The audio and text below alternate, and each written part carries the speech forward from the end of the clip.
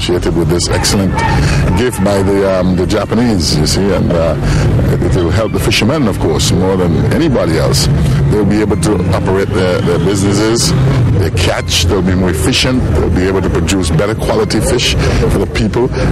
It's a win-win situation, and I really am particularly pleased, and I want to congratulate the minister and Davin and Saeed and the others for the excellent job they've done in coordinating this whole matter, and I think it can be indicative of what can be done in projects in which we can demonstrate that we have the capacity to be able to develop them.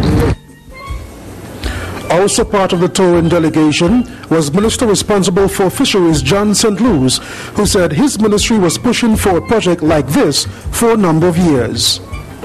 First of all, we've been pushing this project in the Ministry of Agriculture since 1994 when I took over, when I first met the Japanese authorities. And our Permanent Secretary then, Mr. Lennox Western, he had a very big say in getting this thing going. But why I'm particularly pleased, the fishermen of this country play a very important part in our economic development. I don't think most people appreciate it. That, in actual fact, that sector of agriculture, fishing, is one of the most fast-growing sectors. And they're providing fish not only for our own use, but for export.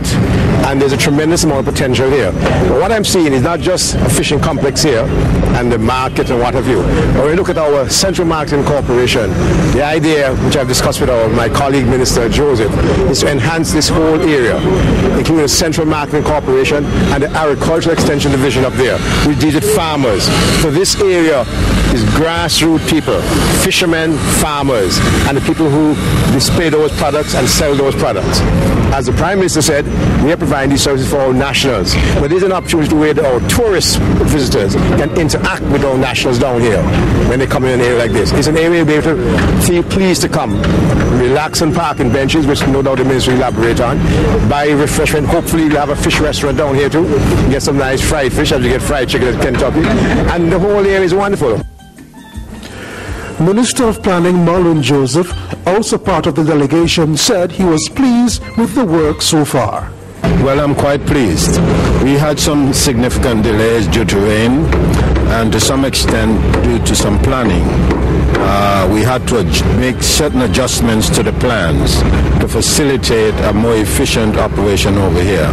I am very pleased with the recovery. The local contractor, as you know, is Willie D, and he has done a tremendous job.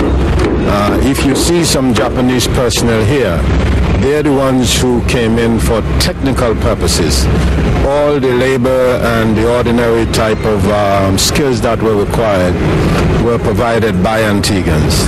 There is a staff of Japanese here, maybe about 7 or 8 of them, but they're technicians and they are here working as part of the grant arrangement with the government.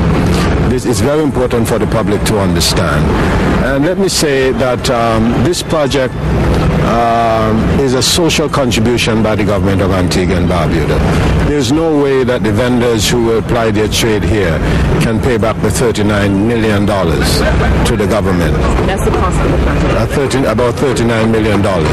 And so we recognize that we had to make this contribution to the working class, poor people who do their sales every day to make a living. And this is a tremendous contribution by the government and a commitment that the government has expressed many, many times over. Chairman of the Transport Board, Kenrick Isaac, said that the new bus terminal and fisheries complex is a good thing for the country. First, let me say that I'm pleasantly surprised of the transformation of this area, and I think that the new fisheries project and the bus terminal is a good thing for Antigua, and I think that people of Antigua should be proud of such a project. With regards to the bus terminal, I think that the busmen and the commuters will be very happy to know that after such a long time they'll have a decent bus terminal from where to operate, and we're looking forward to working with the bus drivers and to make this be an efficient and effective operation.